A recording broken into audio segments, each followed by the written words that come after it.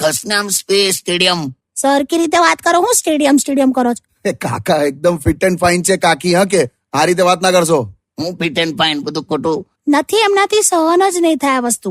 બે સહન ની ક્યાં વાત કરે તું? કેને અને શું થયું તારી હાથે?